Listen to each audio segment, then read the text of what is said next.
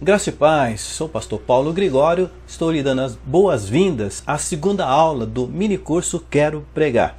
Na aula de hoje vamos estudar como preparar pregações impressionantes, ou seja, aquelas pregações que impressionam, causam uma marca, uma impressão na memória das pessoas, de tal maneira que elas se lembram depois de muito tempo. Imagine você encontrar alguém que comente sobre a mensagem que você pregou há 10 anos atrás. Isso é possível. Eu encontro irmãos e eles ficam lembrando de pregações que eu fiz há 5, 10 anos atrás. Eu lembro-me de mensagens que eu ouvi há mais de 10 anos atrás. Ou seja, é possível você pregar de tal maneira que a mensagem cause uma impressão, uma marca na memória da pessoa e ela se lembre com o passar dos anos. Você gostaria de saber como pregar de tal maneira que as pessoas se lembrem depois de muitos anos? Bem, é isso que você aprenderá hoje. Vou lhe ensinar a preparar pregações que sejam lembradas pelos irmãos. Fique comigo que já lhe revelarei o segredo dos grandes pregadores que pregam mensagens inesquecíveis. Eu tenho certeza que você tem na sua memória algumas pregações que marcaram a sua vida. Essas pregações, elas têm certo formato, certas características. Então vamos estudar justamente quais são essas características, como que é esse formato. Os meus alunos estão começando a ter esta experiência. Antes, eles tinham dificuldade em transmitir a mensagem que recebiam de Deus ao estudar a Bíblia. Mas agora são elogiados pelos irmãos que até mesmo comentam nas redes sociais a maneira como eles estão sendo usados por Deus. Você pode conhecer alguns dos meus alunos e assistir os seus testemunhos em meu canal no YouTube. Clique no ícone abaixo do vídeo para se inscrever e assim estará recebendo notificações das minhas publicações. Eu estou sempre colocando algum material interessante sobre homilética, sobre hermenêutica no meu canal.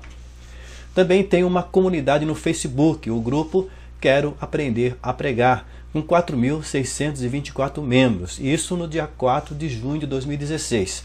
Esse número está sendo acrescentado a cada dia. Então inscreva-se lá também, pois sempre estou postando dicas de homilética e hermenêutica que serão muito úteis para o seu ministério. Eu tenho o prazer de compartilhar, e na maioria das vezes gratuitamente, aquilo que aprendi depois de estudar vários livros de homilética e de analisar pregações de grandes preletores. Você lembra que eu falei disso no primeiro vídeo?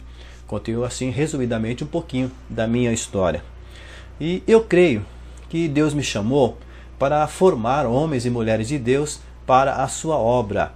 Então eu tenho visto isso na minha vida, tanto nas igrejas que pastoreei, aquelas pessoas que trabalharam comigo, cooperadores, obreiros, como também através dos alunos que eu tive presencialmente e agora estou tendo online.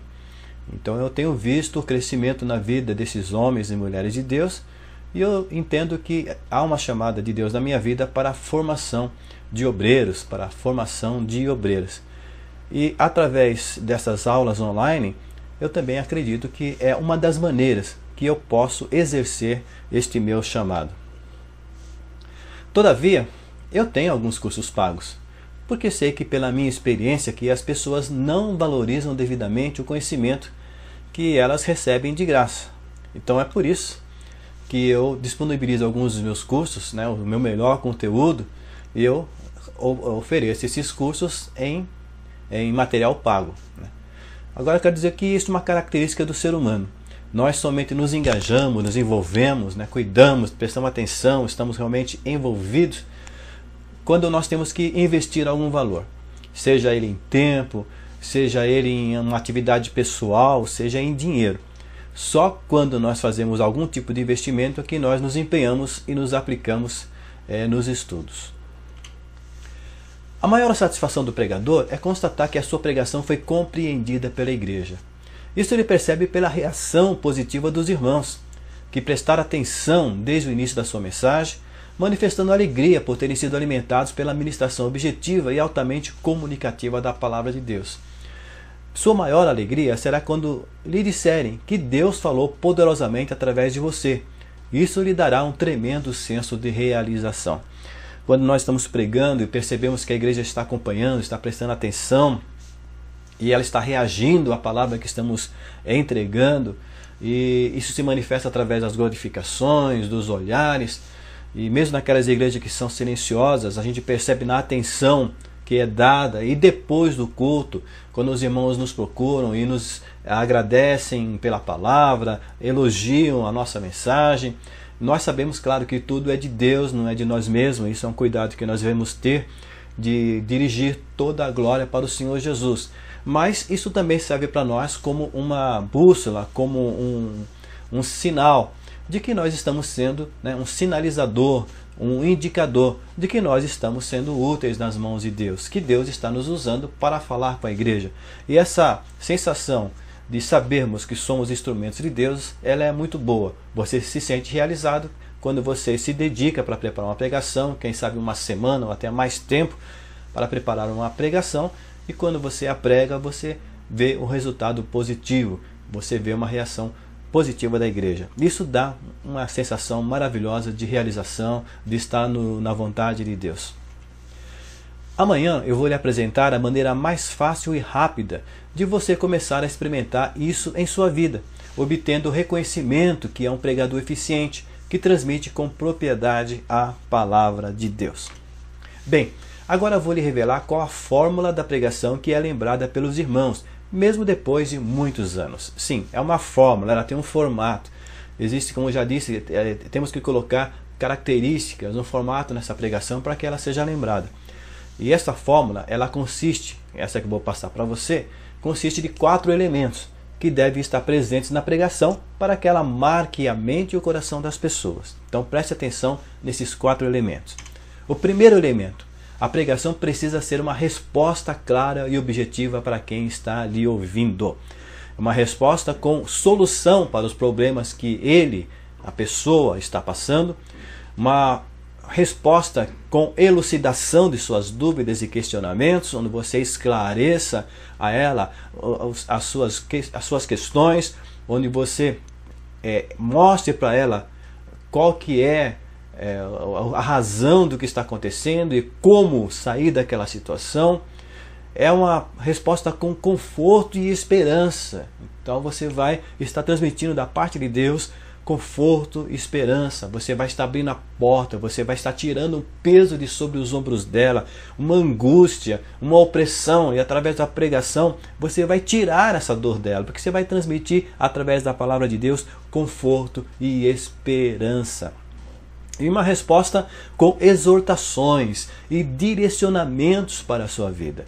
Então perceba que neste conjunto, só aqui do primeiro elemento, nós temos a aplicação para vários tipos de pregações. A pregação de conforto, a pregação de ensino, a pregação de exortação, a pregação de instrução. Está tudo aqui.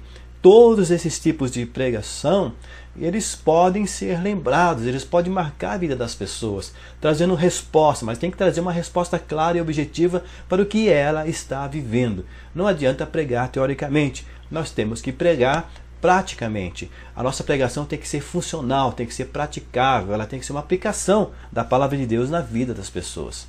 O segundo elemento, a pregação necessita ser compreensível para quem está lhe ouvindo.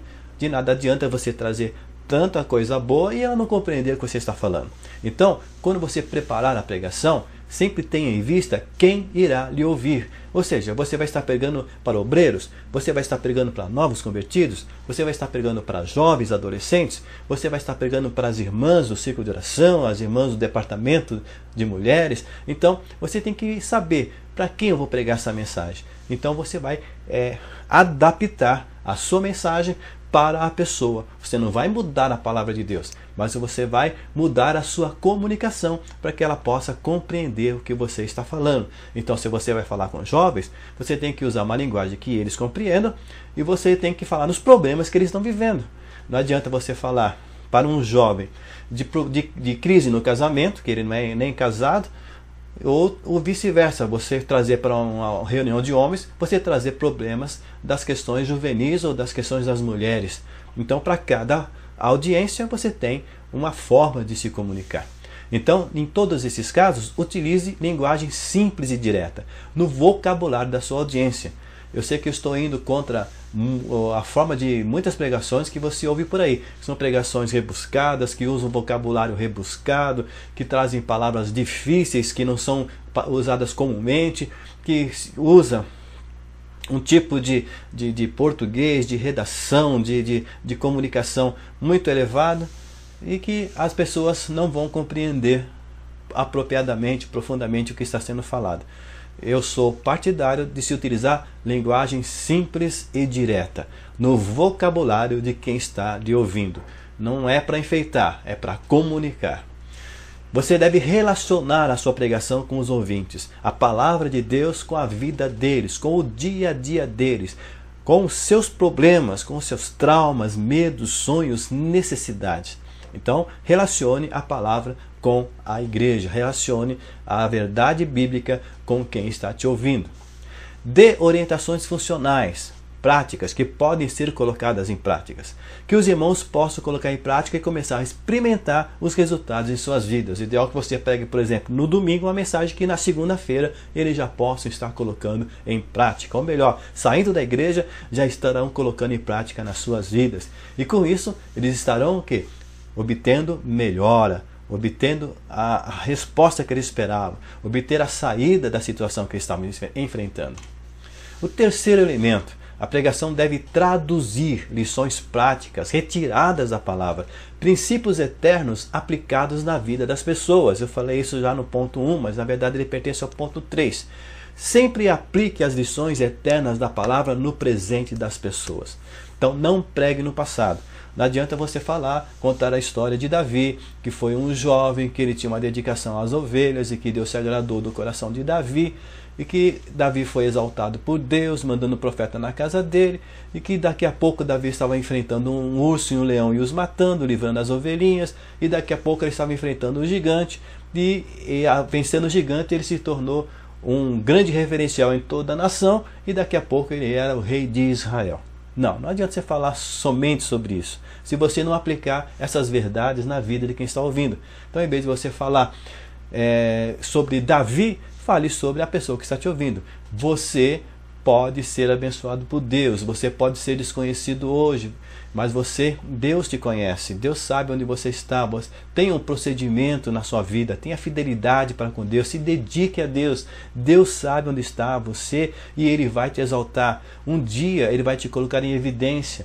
Então você coloca a verdade da palavra de Deus na vida de quem está te ouvindo. Não fixe apenas no passado, mas aplique sempre o passado no presente, ok? A verdade bíblica na vida de quem está ali ouvindo. Se for irmão, aplique para irmãos maduros, casados. Se forem obreiros, igualmente. Se forem mulheres, também. Sempre na linguagem de cada um. Se forem jovens, também, mas na vida deles. Então, sempre aplique as lições eternas da palavra no presente das pessoas.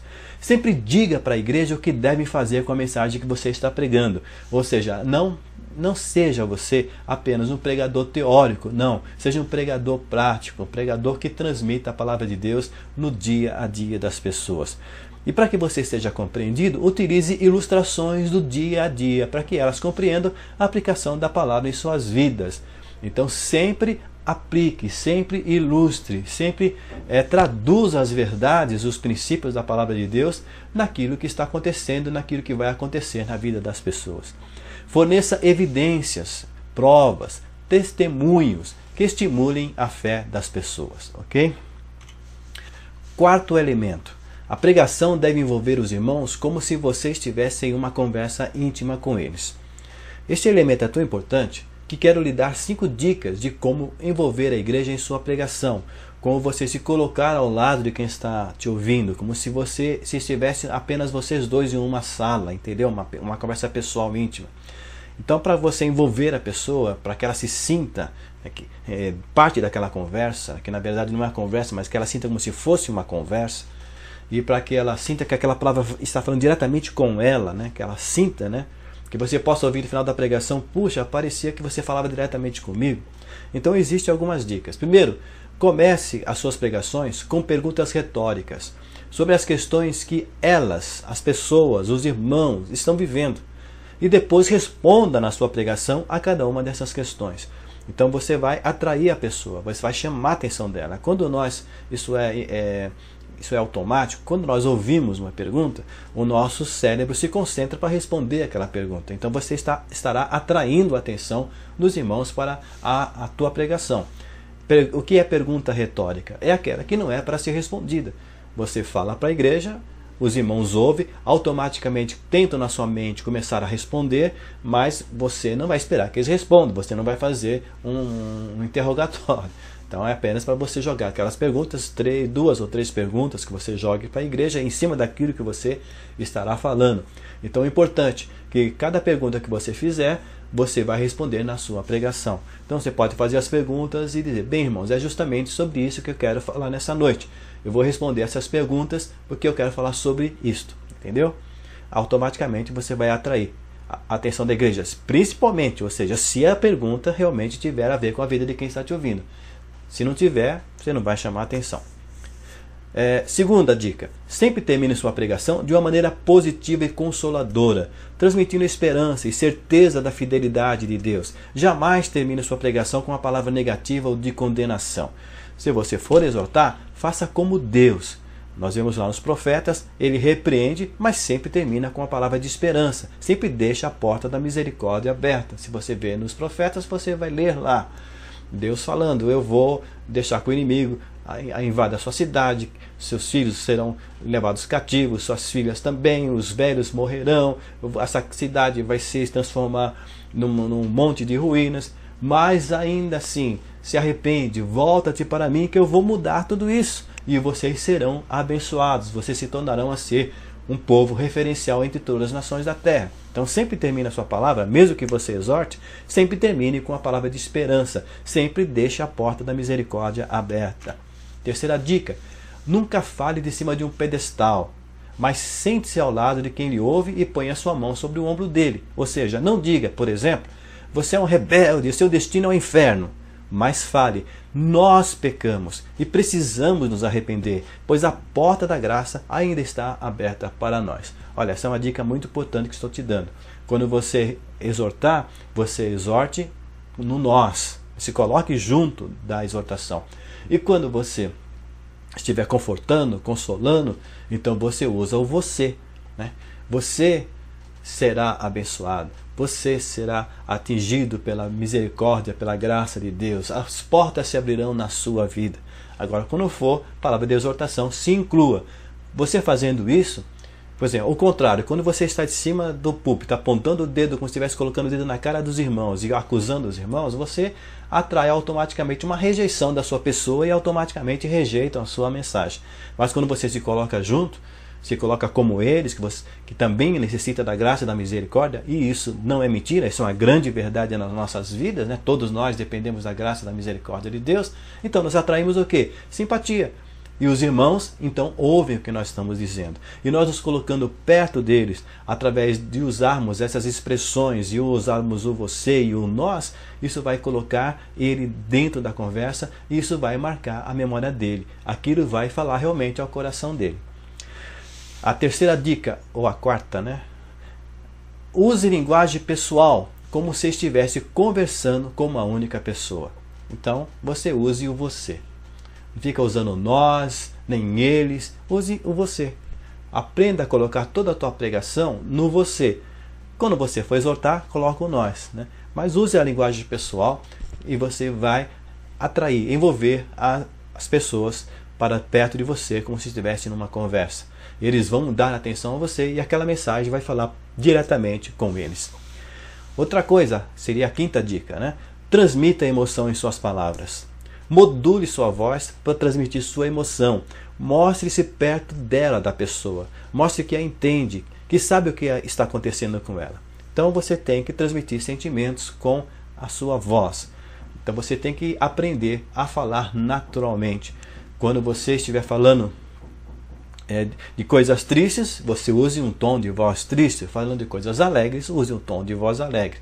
Aqueles pregadores que gritam do começo ao fim da pregação, eles não transmitem, eles não modulam a sua voz, então a pregação se torna monótona, cansativa.